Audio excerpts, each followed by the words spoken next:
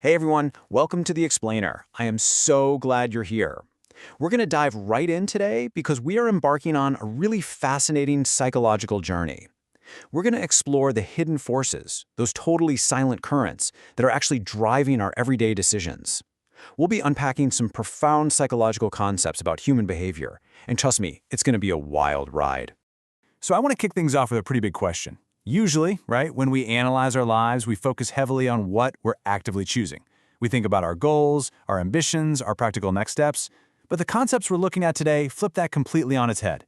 It asks us to stop and consider, what are you quietly trying to avoid?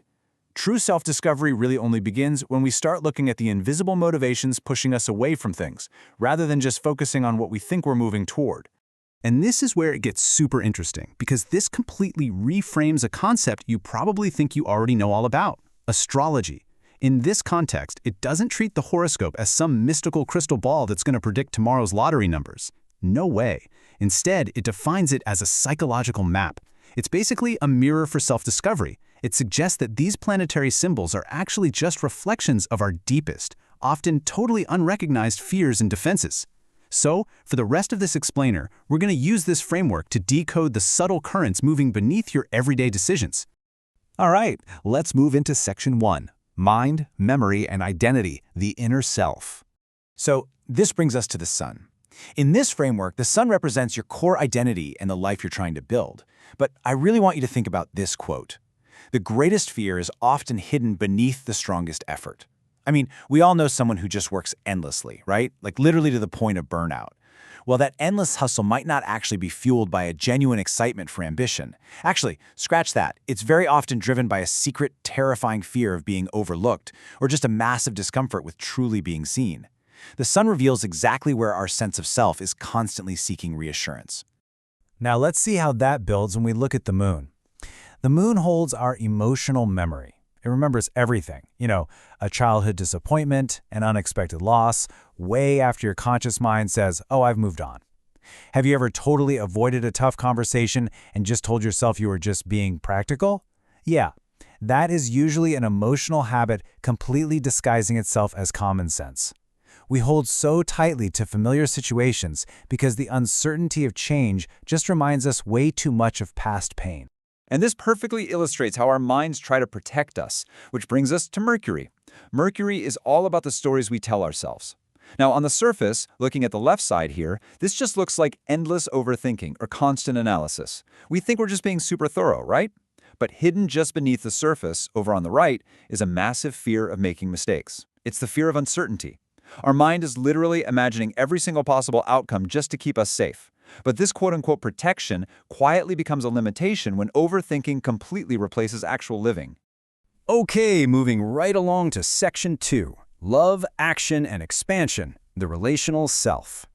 Take a look at this stark contrast here with Venus. This really exposes the hidden fears and how we connect with others.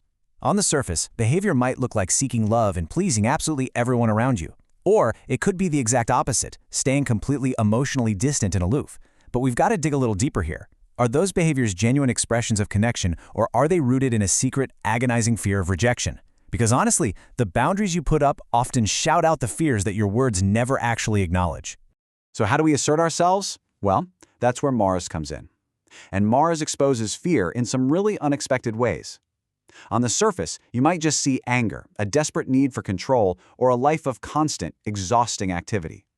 But here's the thing. Anger is usually hiding vulnerability. Control, that hides insecurity. And being constantly busy, that very often conceals a real deep fear of just being still. True courage, at least in this framework, isn't the total absence of fear. It's the willingness to act while the fear is sitting right there beside you, rather than just using action as a shield to defend your emotions. Then we have Jupiter. Think of Jupiter as a giant magnifying glass. It expands whatever's already inside of you. Sure, confidence can grow through trust, but if a fear is just sitting there unquestioned, Jupiter is going to expand that too. This can look like collecting degree after degree and reading book after book because you never quite feel certain enough to just start. Or it can look like rejecting amazing opportunities because the expanded fear of failure just feels way too huge to handle. Jupiter invites us to explore, but our hidden fears often make us choose the comfort of familiar territory instead. All right, Let's slow things down a bit for Section 3. Time, paradox, and transformation, the existential self. Now, Saturn brings up one of the most striking concepts we're covering today. It reveals our deepest fears connected to time and personal expectations. I mean, how many times have you put off a dream just waiting until everything was perfectly aligned?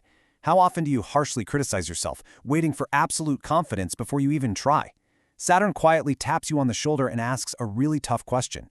Is your discipline actually serving your growth, or has fear successfully disguised itself as preparation? A lot of the time, our biggest delays happen simply because we convince ourselves we just aren't fully ready yet. And that leads us into the ultimate paradox, which is represented by the lunar nodes, Rahu and Ketu. Imagine having these two completely competing forces pulling at you all the time. Step 1. One force is drawing you toward the unfamiliar. It's exciting, but a voice whispers that this change is super dangerous. Step 2.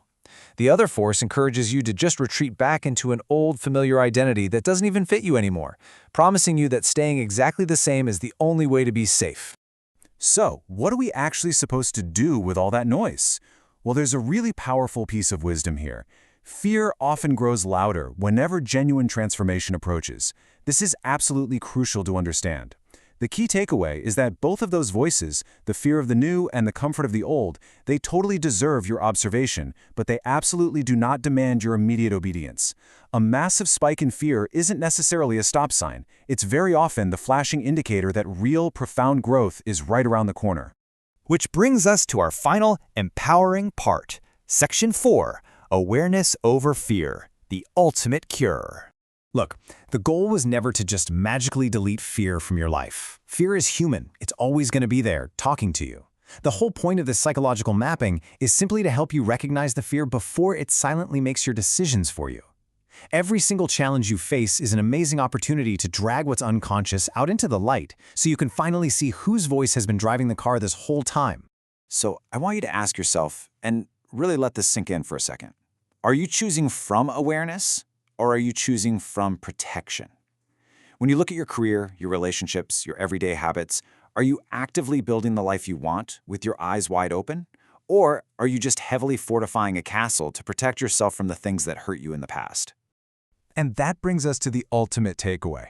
When your awareness becomes stronger than your fear, your choices finally start reflecting your true values instead of your oldest defenses. By using this map, we're taking the steering wheel back. So I'll just leave you with this one last thought. If invisible fears have been the silent authors of your life story up until today, what exactly happens to your next chapter when your awareness finally takes the pen?